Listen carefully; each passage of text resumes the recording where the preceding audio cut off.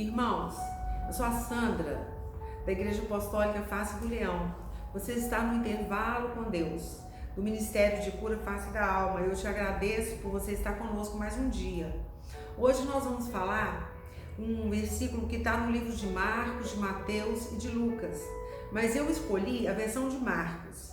Essa história relata, história com H, relata que Jesus andava por toda Israel, por toda Jerusalém, pregando o Evangelho, falando do amor de Deus, curando pessoas, ouvindo pessoas, e ficava muito tempo fora de casa andando.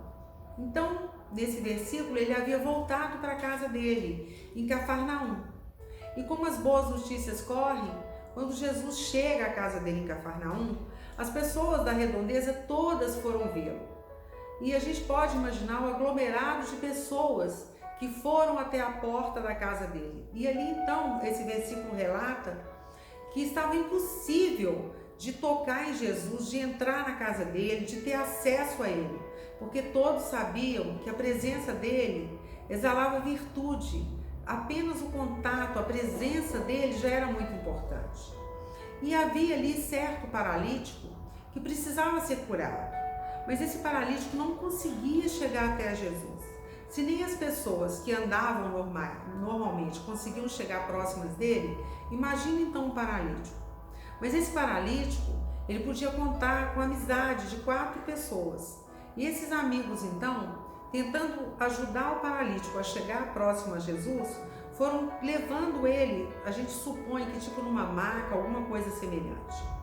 Mas vendo a impossibilidade de que conseguisse chegar mais próximo ao ponto de tocar o corpo físico de Jesus, eles calcularam exatamente o lugar onde Jesus estava e furaram um buraco no telhado para que pudessem descer com o paralítico exatamente no lugar onde Jesus estava. E Jesus, que é onisciente, onipresente, onipotente, sabendo do que estava acontecendo e vendo a fé desses 4 amigos e até mesmo do paralítico, disse a ele: a sua fé está te curando, você pode ir que você está curado. Eu vou ler para você como foi exatamente. E assim, as pessoas que ouviram isso, né, que eram as pessoas daquela época que tinham ali acima de tudo, falavam assim: por que fala deste modo? Isto é blasfêmia.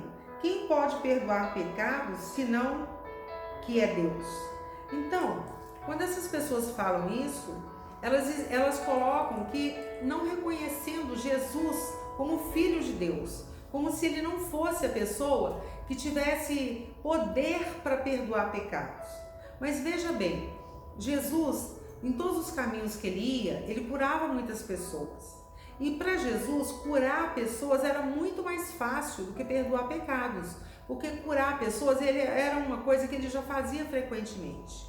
E para perdoar pecados, era uma coisa que exigia a morte de cruz pela qual ele passou, para que perdoados os nossos pecados fossem e para que a salvação estivesse disponível para mim e para você.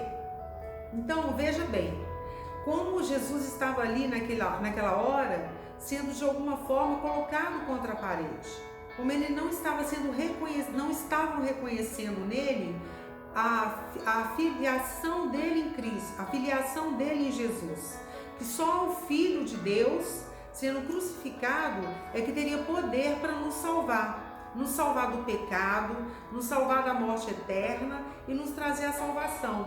Então, para terminar, ele diz assim então ao homem: levanta-te e anda, eu te mando. Levanta-te, toma o teu leito e vai para a tua casa.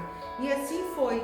Então esse homem, ele foi não só curado da enfermidade da paralisia, como também salvo. E é isso que eu desejo para você e para mim, que nós possamos compreender que em Cristo há poder, não só para nos curar das nossas doenças físicas e emocionais, das nossas doenças da nossa alma, mas também é um único que tem poder para nos salvar, para nos trazer salvação e perdão dos nossos pecados. Amém?